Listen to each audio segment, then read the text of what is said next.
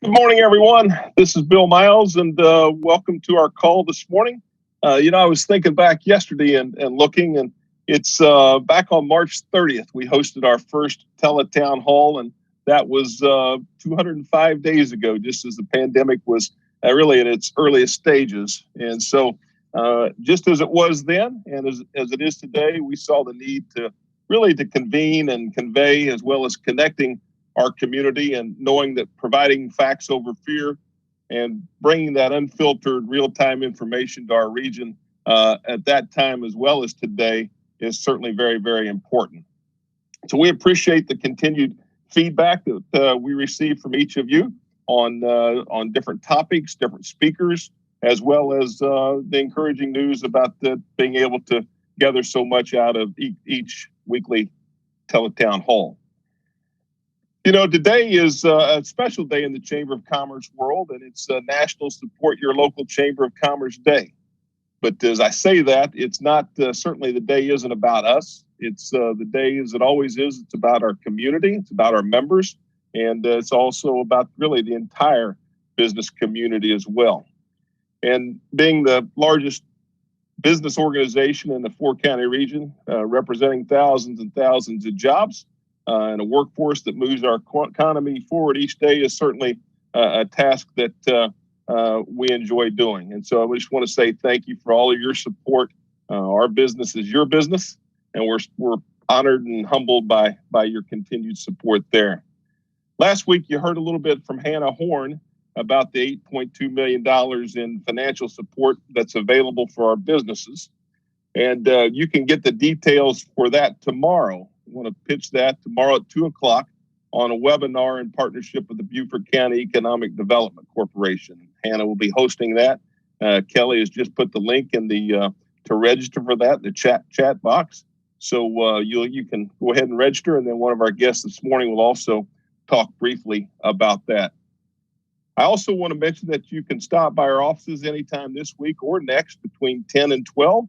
To learn how small businesses and nonprofits can apply for grants that are part of the CARES Act funding that South Carolina is distributing. And Hannah and our partners with SCORE will walk you through the process and also provide the Wi-Fi and a laptop if you need that to complete your application. So again, please take advantage of that service. This morning we have a stellar lineup of guests once again with us, and with great insights on a number of fronts, and thought it'd be best if we just get right to it. The media recently reported about the continuation of business that we're seeing this fall, and we're all pleased to see that. It's offering much needed support to offset some of the spring tourism losses that we had, and that was lost due to the pandemic and quarantine. So here to talk about how the hospitality business is faring and what's on the minds of travelers is certainly a friend of mine and a friend of Hilton Head Islands, and that's a noted expert, Kendra Thornton.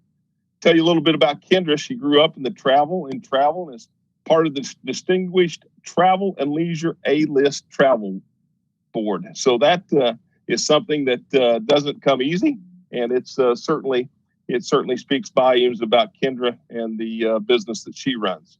She's a recognized authority on the travel industry and a frequent contributor to outlets such as Fox News, CNN, the Wall Street Journal, and USA Today, just to name a few of those. Kendra resides in Chicago, but she's also a frequent visitor to Hilton Head Island, and we really appreciate that.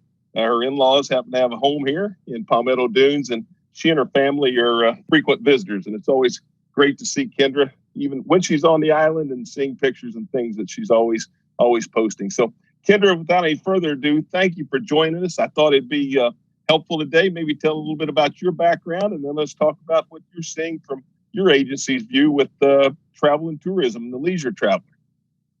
That sounds great. Thank you, Bill. I'm so thrilled to be part of this call. And as you mentioned, Hilton Head holds a very special place in my heart. As I told you the first time we met a couple years ago, I've been going there with my husband's family for 18 years. And I always tell people, if you have not been to the beaches of Hilton Head Island, you are missing out. They are the most glorious beaches in the world. And I can say that because I've traveled to all corners of our beautiful planet. But I am thrilled to be here. As you mentioned, I do own a travel agency. We're based in Winnetka, which is about 15 miles north of Chicago.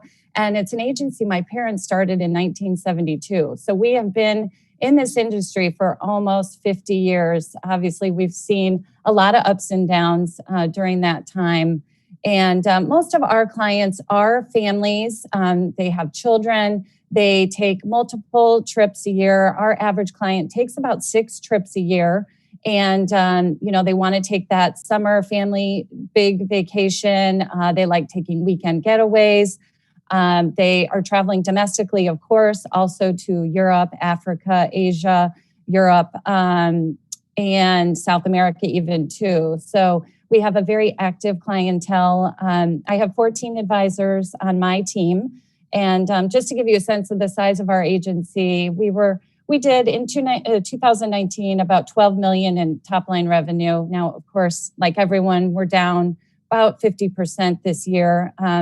But we are seeing some silver linings too in terms of what's ahead with clients and their strong eagerness to get back on the road in a more regular basis, sort of like it was in pre-COVID times. So I'd love to answer any questions that you or the participants today have. I can talk in general just about some top trends that we're seeing right now. Even before COVID, we were seeing a strong need for travelers to have more space. While they do like staying in hotels for certain types of trips, when it comes to maybe that bigger family vacation, they want a home or a villa where they can really spread out. Maybe it's 2 families traveling together or grandparents taking a multi-generational trip with their adult children and grandchildren. So that demand for more home rentals or villas is very strong. And of course, now that we're in this pandemic, the interest in home rentals and villas has skyrocketed even more so.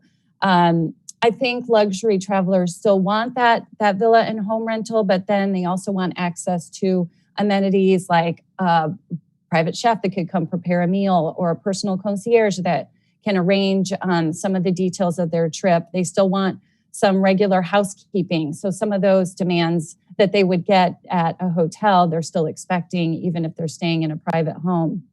I think still having some resort access is of interest to travelers. They still maybe want to pop over and take a scheduled yoga class or get their morning coffee before they go for a stroll, make a spa appointment. So whenever travelers can have their own space, but then still have some sort of resort amenities, that's very attractive to them. I think one of the biggest trends we're seeing right now is the need and demand for flexibility. Obviously, so many travelers, like all of us, were caught off guard by how big this pandemic ended up being. And back in March, there was a lot of cancellations. Everyone was caught off guard. So today, travelers don't want to be burned twice in the sense that they really want to understand or demand that if they make a booking, can they cancel it within 7 to 14 days if things aren't righting themselves or if they're maybe uncomfortable with traveling. Whereas before, these cancellation policies might have been 30 to 60 days before. Travelers are really, really requesting, and we're seeing the suppliers turn around and provide that more flexible cancellation. Some other leisure travel trends that I think might be interesting are these micro trips where maybe people can't get away for a whole week, or maybe just because budgets are a little bit tighter right now, people are taking just a quick long weekend getaway. And even recognizing that 2 or 3 nights away is better than none at all. I think people are, like all of us, a little tired of their homes and quarantining, or maybe they're just exhausted like I am. I have 3 kids, and managing work, a house, and remote or hybrid learners really wears you down. So just a quick change of scenery is a great way to refresh yourself. And so I think we see people thinking, okay, even if it's just a weekend, I'm going to do this. Definitely not a surprise, probably in this pandemic, people really want to travel to destinations where they can be outside as much as possible. They want to be able to hike, go for a bike ride. Since So many of those restaurants are social distancing inside or have limitations to who they can let inside the restaurant. People really want to be able to dine outside, al fresco. They're more comfortable there. They know they can enjoy themselves better. So any destination that can really provide like a whole experience in the outside is attractive to travelers today. I think travelers are very interested, and this is something we were seeing even before COVID, but I do see that trend continuing where they really want to understand. They don't just want to go to a beach destination and just lay on the beach and have a lazy vacation. Now, they want to do that for a couple of days, but they don't want to do it every day. They also want to get to understand the heart and soul of a place, whether it's taking a unique walking tour, learning some of the history and culture of where they're visiting, really understanding some of the hidden gem restaurants or local chefs. These are things that they are relying on us as travel advisors to counsel them, and they really want a more unique, authentic vacation that represents their interests and also showcases the destination.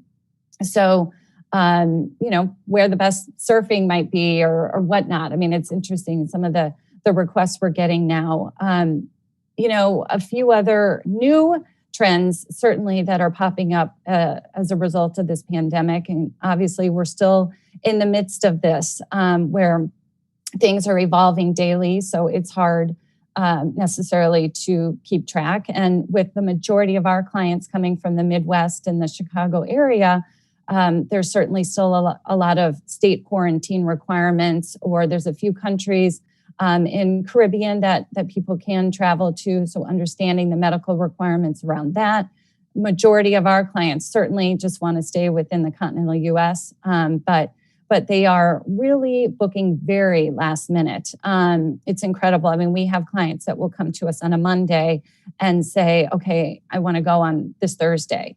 And this sort of habit is very new. And I think it's just, people are a little skittish about planning too far in advance. And when they see an opportunity on their schedule and feel comfortable, and maybe a quarantine request isn't there for a certain destination, then they want to go for it. Typically this time of year, we would have all of our clients booked for their New Year's trips, but I would say the majority have not booked, and they're just now starting to look at where could I go for a quick post-Christmas trip with my family that's still, accessible and enjoyable and available. And it's interesting that most of our partners that typically would be sold out a year in advance have availability. Just again, speaking to this, last minute, non-committal frame of mind that the traveler is in right now. So we've been very busy this week, just starting to field a lot of last minute, Christmas, New Year's trips for our clients. I think good news for you guys certainly is that a lot of our clients are not ready to get on a flight, whether they just are nervous about flying because of the germs, or they just are nervous that the flight's going to get canceled because there's so much shakeup in the air industry right now. They really want to drive to their destination. So a lot of that is clients saying, where can I go that I can drive to in less than 15 hours? I would say, again, just really reiterating the flexible cancellation. I think every client that comes to us will say, I was really burned. I'm using you as a travel advisor this time because I really didn't understand, or I got caught up with this COVID and I lost money, or I wasn't able to take my trip and now I have this travel credit I can't use because it's in a country or a place I can't get to right now. So really relying on us to counsel them on not only where they can go that will have a flexible cancellation policy, but also just relying on us to counsel and manage all of those components for them, because it was just such a headache for all those self-service spring breakers that really got caught up in things in March. We used to book a ton of urban getaways. Obviously, I don't think it would come as a surprise. We haven't sold a single weekend getaway to any major city. People just have no interest in going anywhere, obviously, where they're going to be around other people. Also, our travelers, and if you think just how we all kind of feel, when you go on a vacation, you want it to feel different from home. We get a lot of questions on what's the mask policy.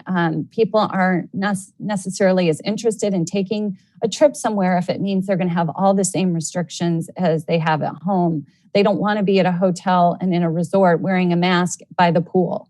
That's not of interest to them. So it's a lot of questions on what is actually happening at the properties or within the destination. Of course, they want to know that everyone's following typical protocol to stay safe. If they're going inside, is their mask wearing?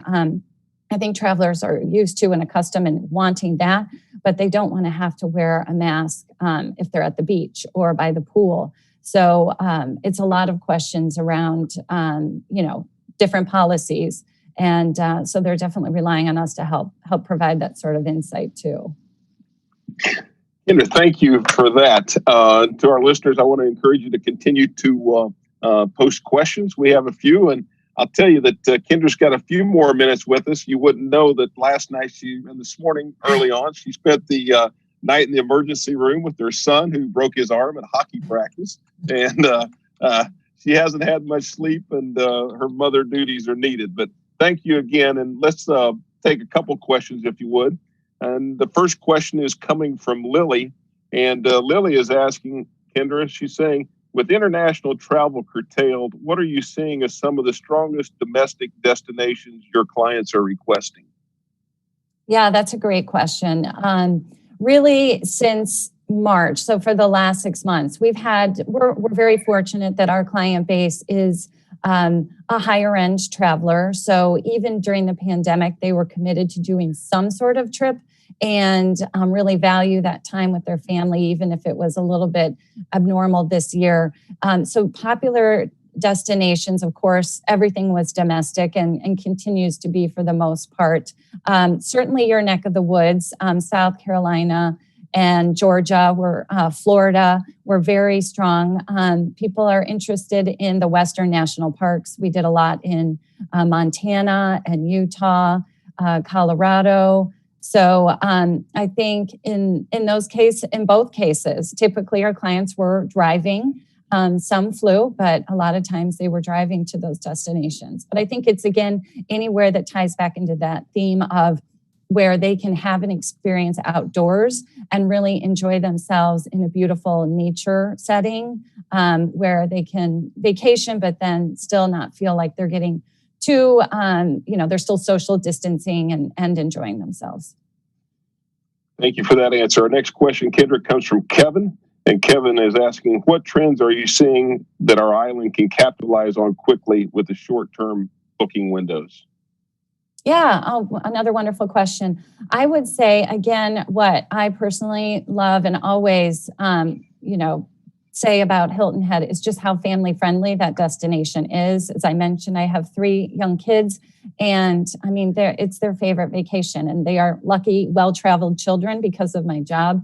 And it's because there's so many wonderful activities for kids of all ages. I mean, there's, the putt-putt courses, the horseback riding, the beaches. There's so many family-friendly restaurants, and everything, of course, has great outdoor spaces. The bike riding, I mean, they do so much bike riding, the fishing, all their favorite things to do there any time of year, even if we weren't in a pandemic, involve being outside. So I think touting your wonderful fall climate, I mean, you're lucky that right now, while most of the Midwest is in rainy and low 50s, you guys are sunny and perfect climate, 70s.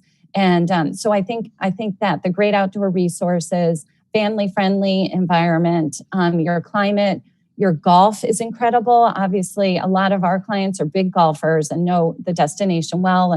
And so, anything that you could talk about in terms of your golf, I think you have a lot to work with, which is fortunate for you.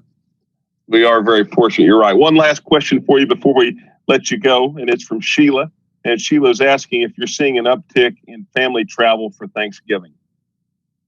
I will be honest, we thought that was going to happen, especially since so many people got their spring breaks canceled and everyone was kind of thinking, okay, I'll take this trip over Thanksgiving. But to be honest, in our world, we have not seen that as much. I think what we are seeing is people not traveling over Thanksgiving, but as I mentioned, planning something last minute around the Christmas, New Year, or even a quick trip in early December if they're not going to be traveling over the Christmas, New Year time frame. But I think for us, what we're seeing the strongest request and booking habit seems to be last minute for that week right after Christmas, where people are like, okay, we haven't planned anything. We want to go December 27th to January 3rd. And so we're seeing a lot more of that than Thanksgiving. Kendra, thank you. And also, again, congratulations on once again being named to the Distinguished Travel and Leisure A-List Travel Board. That's a great honor. Thank you. You're welcome. We hope to see you back on Hilton Head Island soon. Thanks for joining us today, and take great care of your son and your family. Oh, thank you, Bill. And I'd love if you could put in the chat just the website to my agency. It's www.royal-travel.com. And anyone is welcome to follow me on Instagram at Kendra Thornton Travel. Sorry for the shameless plug, Bill, but if people want to learn more, they can go there. That's right. Absolutely. We posted that. And thanks for being with us. We'll talk to you soon. Thanks. Bye, everybody. Bye-bye. All right. That was Kendra Thornton talking on travel. And we're going to move now to our next speaker. And he's a gentleman that really hasn't lived in the area all that long, but has certainly made a great big impact on the time that he and his wife have been living here. And so we're excited to hear about the development of Washington Square, which is along the Buckwalter Parkway. It's certainly another game changer for not only for Bluffton, but for the region. And it's an ambitious mixed-use village project with retail and residential space. And the developer is David Johnson of Speyside Partners. David is here to tell us about the latest on his 35-acre project that's underway. David, welcome, and it's good to see you this morning. Bill, thanks very much. I appreciate the opportunity to talk about a fun project and Washington Square, and appreciate everybody being here to do that. I'd like to share a screen if I could and just walk people through where we are on the project, if that's okay. Absolutely. Do my best to do that. We have it. You have it. Good. So as Bill said, we are developing. I bought 35 acres with a couple of partners on Buckwalter Parkway in Bluffton. And I've got, let's see if this will work. Okay. This is a pretty rough aerial, but it just to give you a sense of where the project is for those that don't know. It's on Buckwalter Parkway between the Bluffton Parkway Extension and 278. Just to point out a couple of things, to our south is Buckwalter Place, and obviously, as I said, it's an old picture because it's almost completely developed there, which is where the Kroger is, the new Kroger. There's Evercore headquarters is in there. There's a new 40,000 square foot St. Joe's Candler medical facility, and about to be started on the south side of that area. A MUSC Buford Memorial is planning a mini hospital. So there's a lot of the development, and as many of you know, in Bluffton, a lot of the commercial development has moved out toward this area. On the other side of us, on the north side, is where the movie theater is, and a couple of Hilton Head favorite restaurants have moved out there, which tells you something, which is Frankie Bones and One Hot Mama's. So it's quite a growing area out there, including a number of schools. So we're excited, including Hilton Head Christian is on the south to us off Bluffton Parkway.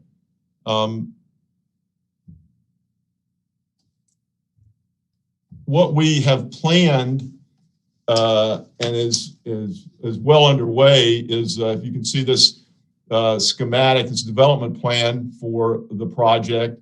We really have planned for a while a walkable village out here, a mixed-use village, which would include shops, residential, offices, potentially a hotel off the square. It's all centered around a central square, like the squares in Savannah, and that's right here in the middle, which has become more and more important given what's happened in the last 6 to 8 months, to have an open air destination where people can have their lunch, we can hold concerts, and that kind of thing.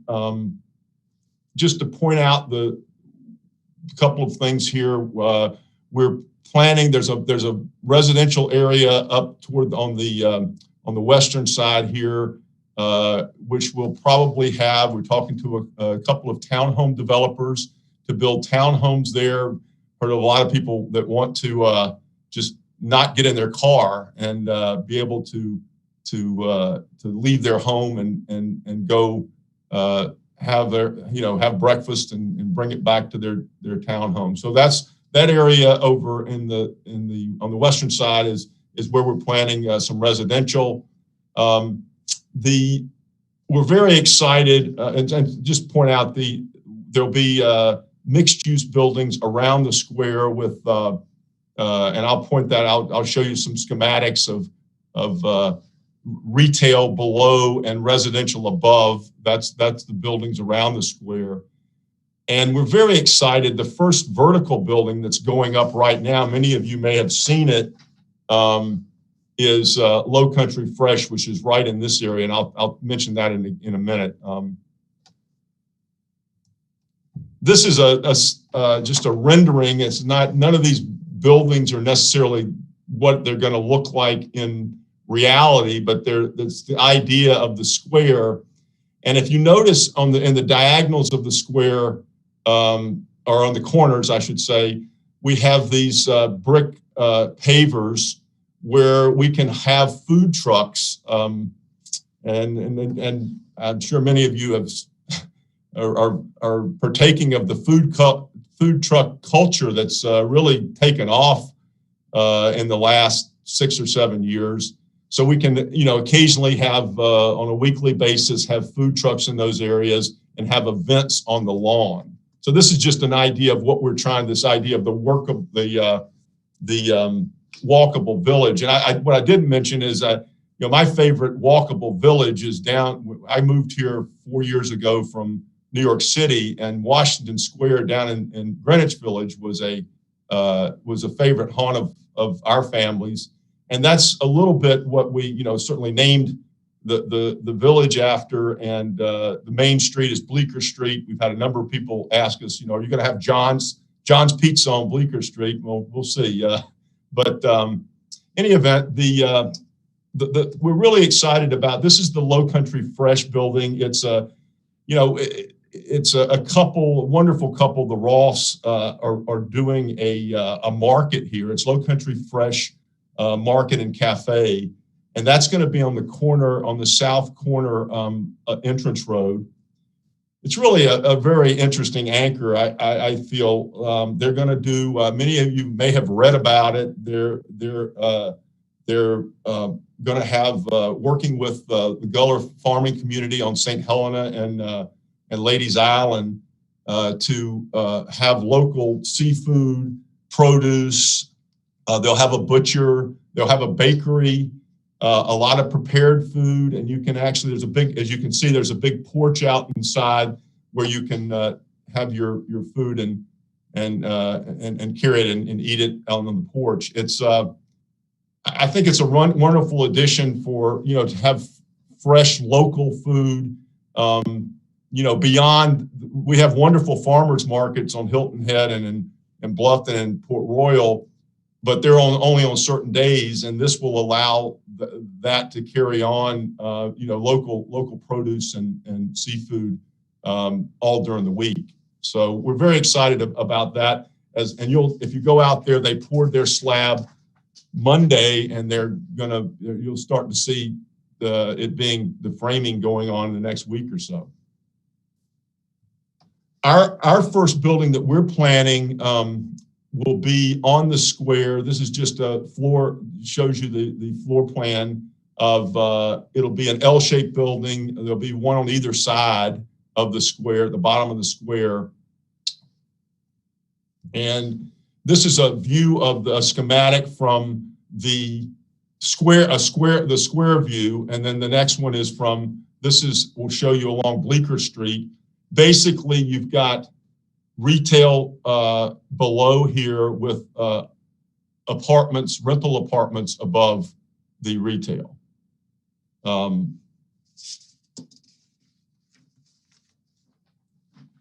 So we're where we are, where we are at this point in our development is, I mentioned the townhomes. We've begun to talk to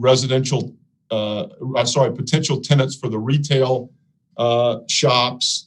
The next step, we're working on the next steps with the town to get final development approval for the phasing of the projects.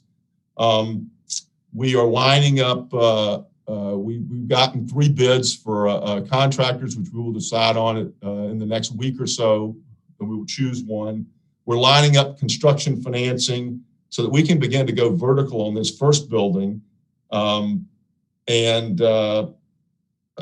Where you should start to see, we've seen some landscaping on the buffer.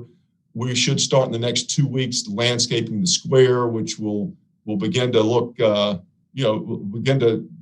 you won't have to use your imagination on what the square will look like. Well, you can go down there now, you can see the pavers are all in. So basically all the infrastructure is done and we're ready to go vertical, and we're excited. I think one of the things that I'll just mention just briefly that because people have asked, have you seen any trends that are interesting since in the retail and space? I mean, clearly the outdoor dining is going to be a factor. I think we're fortunate to have had this, had planned this square before all this hit, and I think that will behoove us. I think the restaurant changes will be interesting in that I think that more restaurants are looking to have 2 or 3 different areas, separate areas where they can have in-store dining or in-restaurant dining, but another area for pickup and a separate area for drivers that are picking up to deliver. So I think that's something that's that part of the landscape that's changing on the restaurant side. The retail side, I think what we're trying to figure out is how much more storage space versus display space do you need as more and more deliveries or pickups happen, rather than spending a lot of time in the retail store. I think that the other thing that we are going to plan is, believe it or not, this may sound very far-fetched, but I think having a drone pad out there is going to be important, because before too long, you will begin to see some deliveries via drone. I mean, it may be a couple of years, but the FAA is already working on that. I think some restaurateurs are planning that, and certainly some retail folks are considering that. So I'm happy to take any questions at this point, but I think we're moving along, and as I said, the Low Country Fresh has created a lot of excitement, which is great. Thanks, David, for that very informative update, and congratulations on a really exciting project. A couple questions for you. The first one's coming from Lonnie, and she's asking how many townhomes are planned for the development. There'll be somewhere between 45 and 55, somewhere in that range. That's roughly the number. Okay. And that's above and beyond the rental apartments that'll be above the. I didn't mention there'll be in the first phase there'll be 19 apartments above the first building and the same above the second building. Sorry, Bill. That's okay. John is asking saying this is obviously a long-term project. Do you have any estimated date of completion of the townhomes? I think the townhomes will be about a year away. Okay. Another question here for you is from Raymond, and Raymond's asking if the project will have a back road connectivity to Buckwalter Place and Berkeley Place to allow you to traverse between there without having to get on Buckwalter Parkway. That's the plan. That's those both of those connectors, as I understand it, are approved. I think they both have Corps engineers permits, because at least one of them has to go through wetlands. But that's certainly a question for. I mean, Marc is going to be on it after this, but I'm pretty sure that those are planned, and we'd like to see that, certainly. Yes. Well, David, thank you, and we appreciate you being on with us this morning and sharing what you have to date. And I know plans are still being developed, and we'll look forward to having you back on for another update if you'd be so kind to do so. Thank you so much for the opportunity. I appreciate it. Okay, great to see you, David. Bye-bye, Bill. Thanks. Bye. All right, that was David Johnson speaking about his latest development at Washington Square along the Buckwalter Parkway. Our next speaker this morning is helping South Carolina retain and grow jobs and strengthen the supply chain and more. Randy Pellisero is the Senior Lending Officer with the Catawba Regional Council of Governments, and he's here to talk about the funding available for business through the South Carolina Business Loan Fund. And Randy will be a part of another program we're doing, so we thought he'd just briefly tease that up a little bit. Randy, welcome, and we're glad to have you. Hey, thank you, Bill. I appreciate the opportunity. And again, I'll be on again for the South Carolina Business Loan Fund webinar tomorrow at 2:00, I believe it is. So that's my shameless plug there. And you had mentioned at the start of the session today a couple of the things that we can talk about. One is that, and the other is that grant program. And I think Hannah's going to speak to businesses about that more as well. But to tell you a little bit about myself, I've been a banker for 20 plus years in North Carolina and South Carolina with some of the bigger banks such as Bank of America, BB&T, South Trust, which is now Wells Fargo, GE Capital. And I say that only because I started back in 1981, and I don't know if folks know that the prime rate was 17% back in 1981. I'm happy to say it's much less than that now. I support economic development loan programs across the state, and some of our rates are less than 3% fixed for 25 years. So you've got an opportunity if you need to borrow money or at least discuss it. And that's some of the things we'll talk about tomorrow during a session I'll be involved in. But my teaser is one of the South Carolina Business Loan Fund, originated from CARES Act money that came through the government, federal government, down to the revolving loan fund, which is one of the loan programs I manage. It's through the Economic Development Administration, better known as EDA. So we'll talk tomorrow about that and how it works. I have worked over the years primarily in partnership with banks in the area for 8 years and across the state. However, some of these dollars, if we can't get a bank on board with a business, we can be the primary lender. So I want to be sure to talk with folks about that. You can use these funds if you've had a PPP or an EIDL loan. You just can't use them for the same purpose. We'll talk a little bit about that tomorrow. And you can get in a project with equity as little as 5%. So that's been of interest to some folks that I've been talking with. Since these funds became available, we want to make sure that all the small businesses know that these funds are out there. Now, these are loans. They're at very attractive interest rates. As Bill mentioned, I'm measured by creating jobs and retaining jobs, but I also try to get the best terms and conditions for the small business in working in partnership with their bank or with this one program, standalone loan through Catawba Regional. We represent the Low Country Council of Government in your area, which covers 4 counties, Beaufort, Jasper, Hampton, and Colleton. And I just want to make sure I mention that. There, of course, are familiar with these programs, and you can contact us through them, or I'll give you my direct contact information today or tomorrow, should you ask. But again, you have another opportunity with grants. And I think Hannah Horn is scheduled to talk with folks more about that. So I don't want to say anything other than they're for small businesses, and there's a segment for nonprofits. And a grant, of course, is something you don't have to repay. There's an application process, and it is competitive, but there's more information there. So, Bill, I just wanted to do this teaser. I'll turn it back over to you or answer any quick questions today. But again, we'll be back with the Chamber tomorrow at 2 for the webinar on the South Carolina Business Loan Fund. Randy, thank you. And the registration, again, is posted in the chat box. We have several questions for you, but we're going to save those for tomorrow. We'll save those for tomorrow at 2 o'clock. All right. Happy to answer thank you for being with us. Thank you for being with us, and we look forward to tuning in tomorrow. Thank you so much. You're welcome.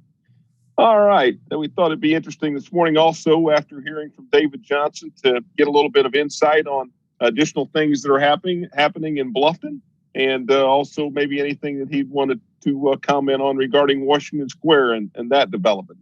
We're pleased to welcome Marc Orlando, Bluffton Town Manager, to the call this morning, and welcome back, Marc. Hey, good morning. Thank you, Bill. Thank you, everybody. I want to thank whoever came up with the great music while we waited for the call to start today. I thought maybe that was somebody's great idea at the Chamber, but that music was better than coffee this morning. So thanks, everybody. I'll just give you some quick updates about the town of Bluffton and really make myself available to any questions. As the governor's emergency order or mandate is still in place, so remains Mayor Salka's emergency declaration in the town. And because of that, we still have a few provisions, a few requirements in the town of Bluffton, and I'll give you some updates on that. One, our town facilities remain closed to the public. And so we're still doing business electronically, meeting outside with folks, socially distanced with masks on, but we've met out of house. The public's still not in buildings. We still, though, continue to do our business fully functional. Town Council has recently reset their emergency ordinances. We really have 2. One allows for public meetings to be electronic for Town Council, Planning Commission, what have you.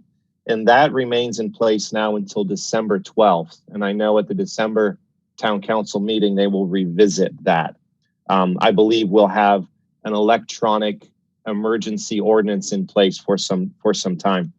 And they also have their face covering ordinance in place, and they reset that until December 12th. Christmas season fast approaching. It saddens me to announce and really say it out loud that our Christmas parade as we know it is canceled.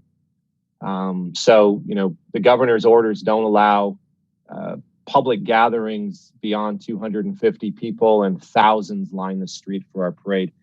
We're not giving up, though. We're rethinking, trying to pivot the parade, and we have a few great ideas from some council members as well as some hardworking staff. So a little teaser right now, most likely we're still going to have a Christmas season event on the same day that we typically hold the parade, but stay tuned for some more details on that.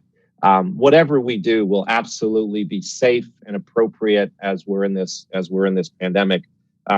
Social distancing requiring, masking requirements, whatever we would need to do to have in place. But we anticipate still an exciting and fun and uplifting Christmas season. And I know that staff is hard at work figuring out some details. So stay tuned. Our community events have been on hold. So we haven't been accepting any applications for special events as we know it.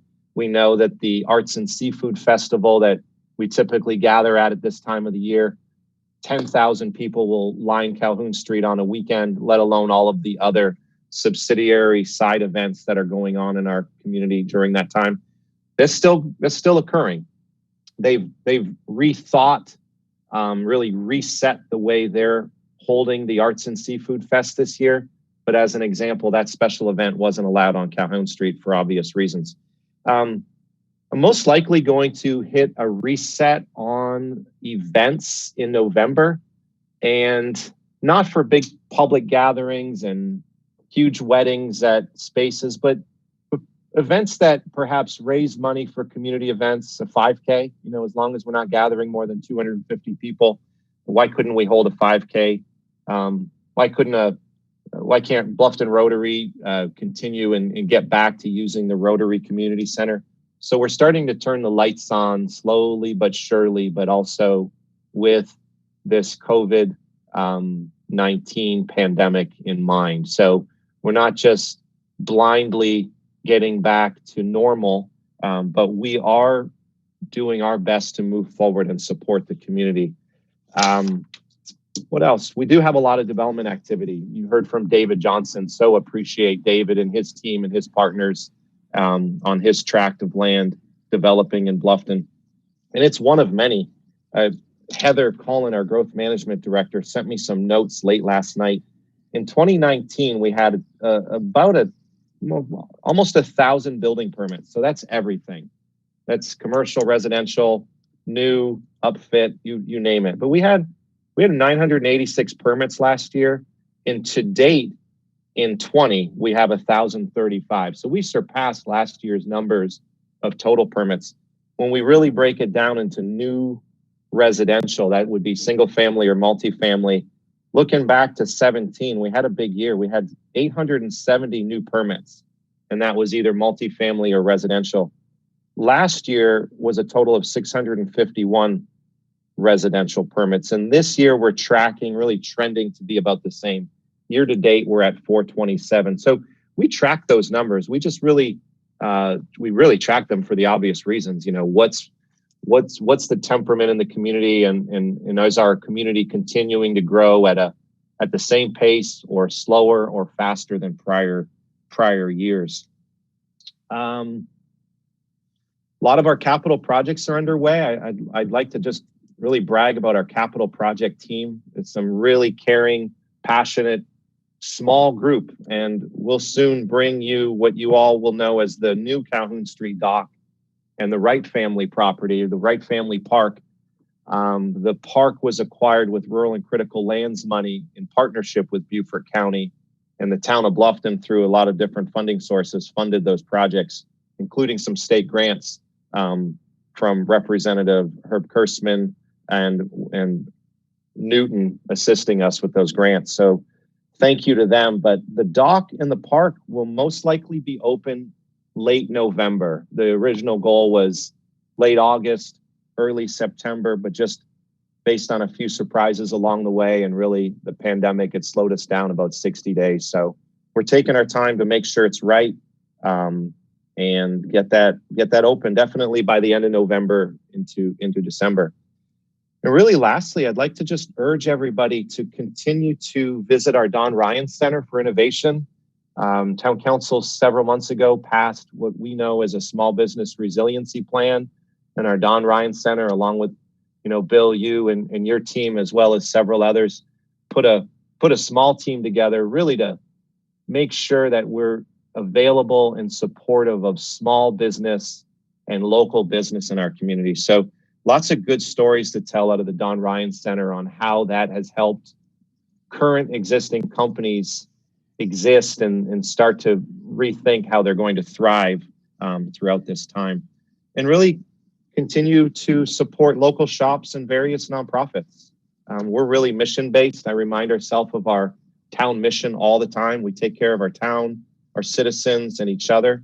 And it's really the true essence of making our community and our organization better. So it helps to get back to that mission statement, especially in a time of a long extended emergency. We really got out of the gate 60 days at a time with these emergency ordinances, and it's hard to believe that we're now about 8 months in. There was a quick question from David on the connection from Buckwalter Place to his development site. Yes, that road is planned. I think it's going to take a little more time to actually have it in place. There's several details and particulars that need to come into play for that connection. But absolutely, that's the expectation. That's what's been permitted and approved. And so stay tuned. A lot of great activity in our town. And our staff's really focused on that, really on a high quality design and an appropriate development for Bluffton. And I always assure mayor and council that our staff is fully committed to making sure that customers are first, and that we're also demanding that it's good quality and sustainable practices. So lots of great projects and really a lot of great things going on in Bluffton. Marc, thank you. There obviously are a lot of great things going on in Bluffton. You've answered many of the questions that our listeners have asked about this morning. I thought the building permit number and certainly were impressive and substantial. So congratulations on that. One comment just is that I think it was last week or the week before you swore in a new police chief, Chief Yes. Stephanie Price, and Yes. just thought maybe it might be interesting to share a little bit of her background and about the new chief. Yeah, absolutely. And you can tell how busy we are in Bluffton. You know, that's old news, Bill. We swore it's a new week. It's a new week now. Yeah, Chief Price is off to a great start. Definitely has come to the town of Bluffton at a great time and at a very sensitive time. And so we had more than 100 people apply for that job, and I was humbled to be on the interviews with all of them. Just the amazing police professionals and executives from across the country that applied.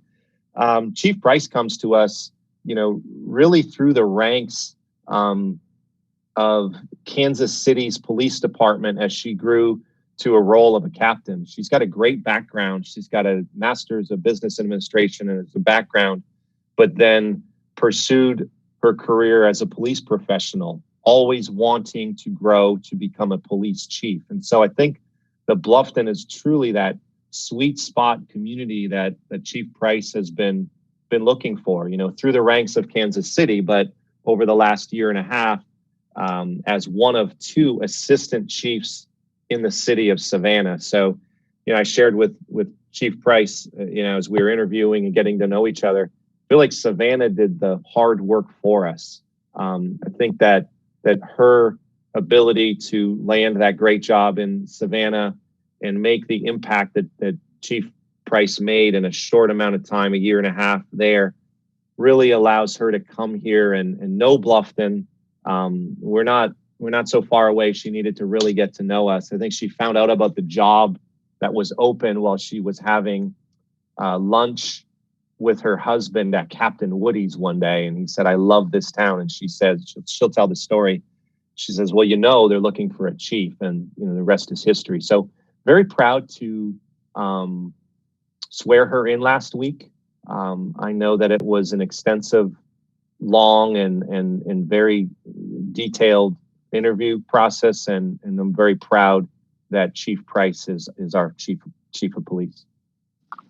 Well, congratulations on that. She seems like a great fit and a great hire, and I'm sure we'll do a great job. Marc, thanks for being with us this morning, and continue to keep up the great work you're doing in Bluffton. Thank you. Thank you, everybody. Bye-bye. Bye. All right, we'll come back across the bridge now and talk to a gentleman who's been at the helm for just about 30 years as the town manager for Hilton Head Island. And what you probably already know, Steve's about to retire at the end of the year. And we certainly can't thank him enough for his incredible contributions to the island and really his legacy that we're going to all benefit from for many years to come. Steve, this isn't a final thank you by any means, but I don't think we can let the moment pass from here till the end of the year and then after for recognizing and thanking you for the great work you've done leading our town over the past 30 years. So welcome this morning and thanks for joining us. Thanks, Bill. Thanks for the introduction. So let's start with the town manager search, finding my replacement. Town council reported yesterday that in their council meeting that The executive recruiter, Colin Benzinger and Associates out of Florida, has decided after some follow-up conversation about how things went, how they might go in the future, to withdraw as the search firm. And council had no objections to that, so they'll be starting completely fresh. Also agreed among the members of council not to move forward at this point in time, but to have a conversation at the workshop, which has already been postponed from December into January, and will probably be on the island in more of a virtual format. But they'll talk about this, and so it would start sometime thereafter. Town council also voted last night to authorize the mayor to negotiate a contract with our deputy town manager, Josh Gruber, to become the interim manager when I leave in December. And so that's a quick update on that. Last night we had final adoption of our 20-year comprehensive plan. That includes our new Parks and Recreation plan as a component of that. That is an incredible document and an incredible amount of effort over a couple of years by probably 1,000 or more people serving on various committees, participating in various different forums. And of course, as we drew to a close, those forums had to become virtual. But as I said when I first announced my retirement, I believe this document is the game plan that the next team can take and really push this town forward. And I continue to believe that. Let's talk about the biggest project in this community, and that is the 278 corridor project. The DOT continues to work on the environmental assessment process, a federally mandated process that is very misunderstood by most people. It requires you to look at a wide variety of things. When it talks about the environment, it's not just the bugs and the critters and the animals, but it's also the human environment. It requires you to look at a variety of options. What you'll find the most frustrating about it is it doesn't focus on the cheapest alternative, and it doesn't talk about the money until the very end. And so we hear lots of gripes, so we don't know what's going to cost. Well, no, we don't. We will know that when the final report comes out. There's pretty good ideas about what those numbers are going to look like. But there's a lot that goes into this process, and a lot of federal agencies, independent agencies that have a say and will have their say in this process. In the meantime, there's been an agreement that we ought to do an independent review and confirm that the work done by the DOT and its consultants is all proper. I'm a little concerned as the scope of that work continues to creep upwards, and some efforts of what I think is a small group of people who are looking to kill the project through more study, never enough study. But we will try to move this process along. The environmental assessment final report or a preferred alternative report was originally going to be due sometime right about now because of some of the agency concerns and additional information needs, continuing conversations with the community.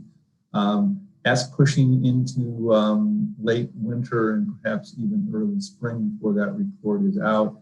And there'll be a process of review. It's expected that our independent review would be accomplished hopefully before that report comes out, so that its comments or suggestions can be incorporated into the environmental assessment process. And ultimately, we've had some calls for a completely independent process. The federal government requires an environmental assessment, requires the owner of the road to be responsible for that, and that is the DOT.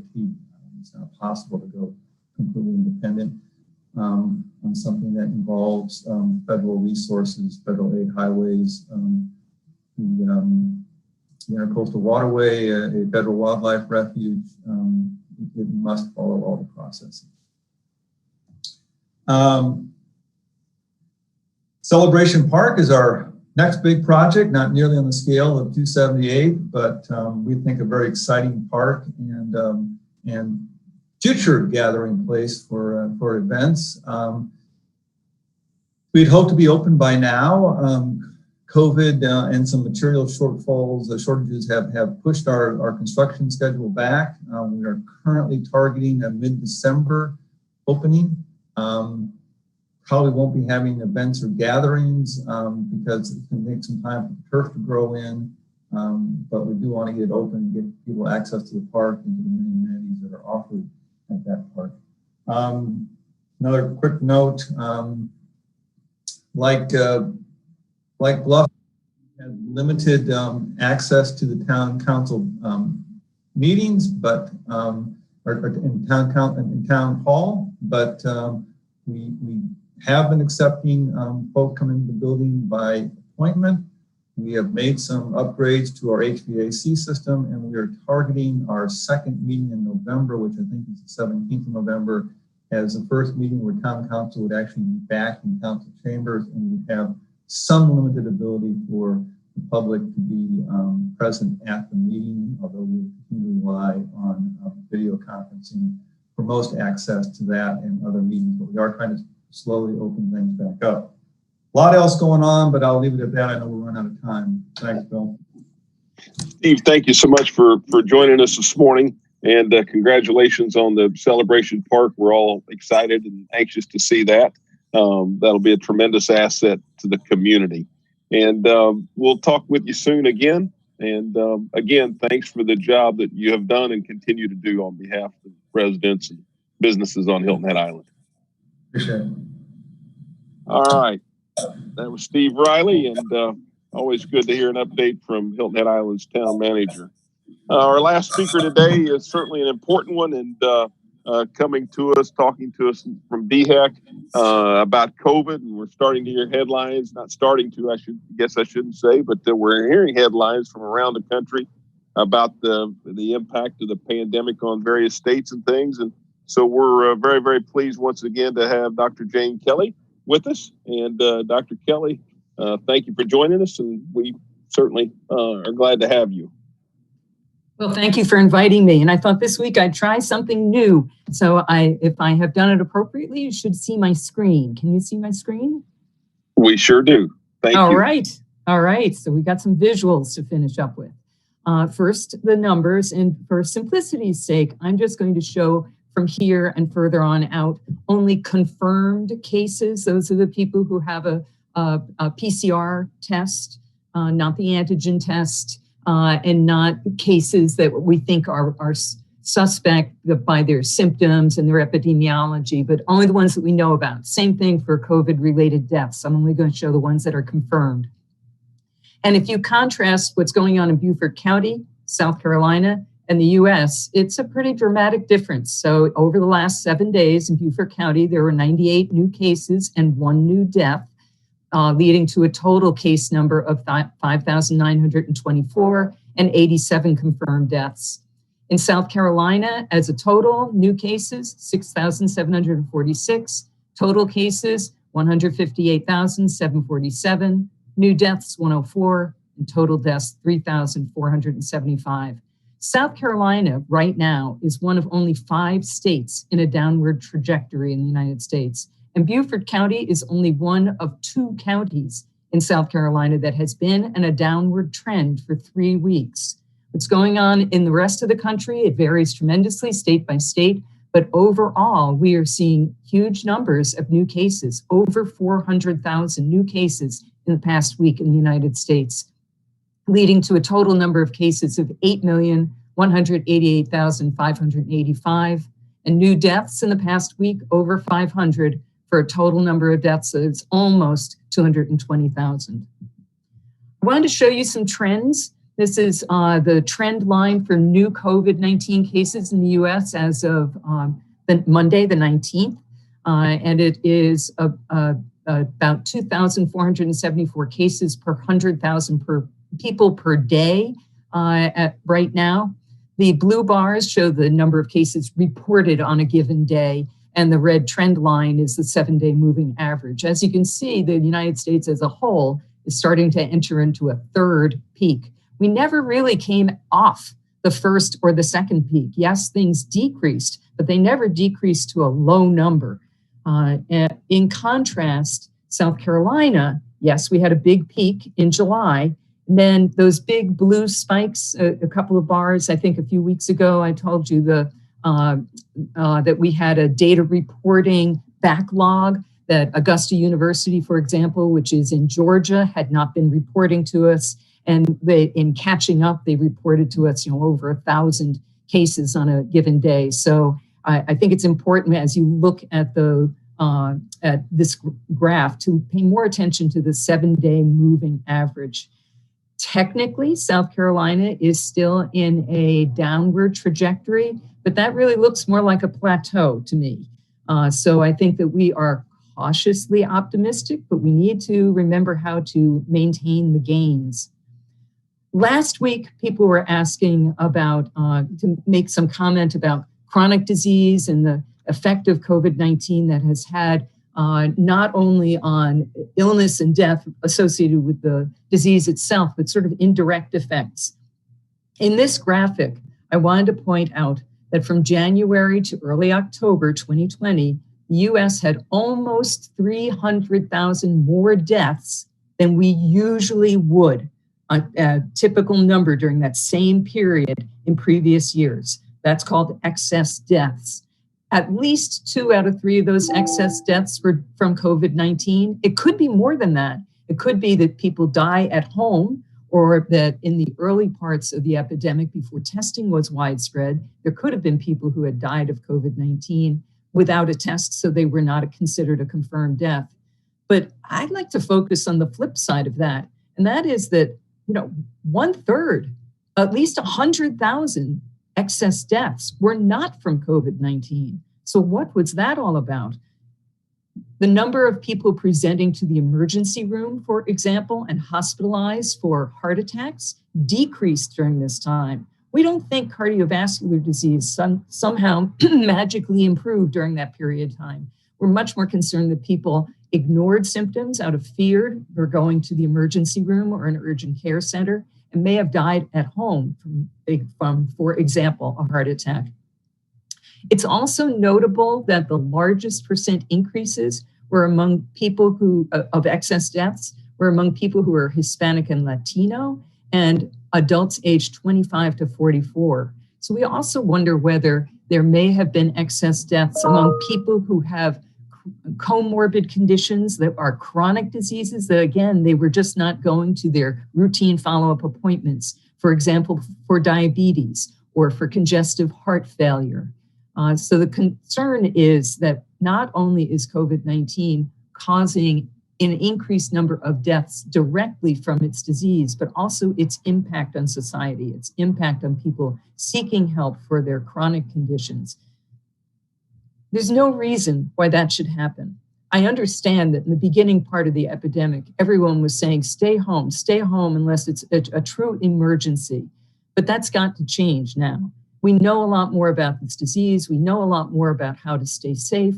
Emergency room, urgent care centers, and routine physicians' offices have put conditions in place to start to see people. One reassuring study I saw recently concerned prenatal care, looking at what was the incidence, the number of new cases of COVID-19 among women who had more frequent prenatal care visits versus less frequent. And there was no difference between those two groups. So pregnant women who had gone in for their prenatal care appointments were no more likely to develop COVID-19 than were the ones who were skipping appointments. And in fact, it's a worrisome thing. The ones who were skipping appointments were more likely to have complications or premature birth. So again, encouraging people, there is a safe way for you to seek healthcare for chronic conditions, and you should. I want to mention a new program being conducted by DHEC and the University of South Carolina. This is an initiative to evaluate South Carolina's COVID infection and immunity. What percent of people in South Carolina have antibodies to COVID-19? This will be a year-long project. It's planned to be a random sample of 32,000 people who will be asked to complete a private online survey and to do a free COVID-19 test, both a nasal swab, which will tell if they are currently infected, and a blood sample, which will tell them if they have antibodies. So just in case anyone on this call happens to be part of that random sample, look for a blue envelope in the mail. I want to finish up by talking about how is COVID-19 prevented. Now, I think everyone on this call already knows these things. washing your hands frequently, avoiding touching your eyes, nose, mouth with unwashed hands, avoiding contact with sick people, staying at home if you're sick. Staying at home if you're sick, but consult with your healthcare provider. There are safe ways to get tested and to make sure that if you don't have COVID-19, whatever is making you sick, you get treated. And to cover a nose with and your mouth with a tissue when you cough or sneeze. But I want the group to think for a moment, what's missing from this graphic? What's missing? Masks. Now, do masks really work? I keep seeing controversy in newspaper reports. So I just want to re-emphasize the data. No, nothing in life is 100%, and neither are masks. They're not 100% protective, but there's lots of evidence that they do really work. I imagine folks on this call know the examples of super spreader events where no masks were being worn. Cases where it was spread at a restaurant where nobody was wearing masks in the early part of the epidemic, or cases on an airplane where nobody was wearing masks in the early part of the epidemic. But I want to bring you two other examples that are more recent. One is, this was a hockey game in Florida in June of 2020. So they had one person, one of the players, was in his pre-symptomatic period. He wasn't feeling sick, didn't know he had been exposed, didn't realize that he could transmit COVID-19. The next day after the game, he became sick and they contacted everyone in the game. None of the players were wearing masks. They weren't playing while they were playing the game, nor were they wearing them when they were in the locker room. 14 out of 22 players developed COVID-19 after that indoor hockey game. So here's an example of close contact, intense physical activity can contribute to the spread of COVID-19 during an indoor sporting event. But let me show you another one that argues for masks do work. And this is a case that was reported back in May, but I think it's still pertinent today. There were two hairstylists. Again, they're in their pre-symptomatic phase. They don't have any symptoms. They don't know that they have COVID-19. But when during that time, the 48 hours before you have symptoms is actually the time when you're most contagious. During that time, they treated at least 100, they styled at least 139 clients. Once they developed symptoms and were tested, they contacted those clients, and those clients went in to be tested as well. It's important to note that the two hairstylists and all of those clients wore face coverings. They wore homemade masks. We're not talking N95 masks. We're talking cloth masks. Hairstylists are certainly within 6 feet for more than 15 minutes, and they're probably talking, and yet no one became infected. Wearing cloth face coverings consistently and correctly works. So I wanted to just finish with that message, and thank you again for allowing me to join your call, and I can take questions. Dr. Kelly, thank you so much, and I love the slides today. And we've had several others that have chimed in as well about really liking the form of the presentation. First question is coming from Mary, and Mary is asking, does having seasonal allergies increase my risk of contracting COVID? Not that anybody knows. I mean, certainly people have been looking at that and looking at even asthma. Does asthma increase risk? And there doesn't seem to be increased risk of that. What is frustrating, though, is it makes it that much harder to distinguish from COVID. And so that I understand that could lead to more frequent testing to be certain, but there's no evidence that seasonal allergies increases your risk of COVID. All right, thank you for that answer. Next question is from Charlene, and Charlene's asking if we're allowed to share these slides with those who are listening and asking for them. Absolutely. And in fact, I would encourage you to do that. And I'm hearing positive feedback about doing this format. I can commit to doing slides like this for the future. And the more you can spread the word, the better. Oh, that's terrific. Thank you. Another question coming from Kristen.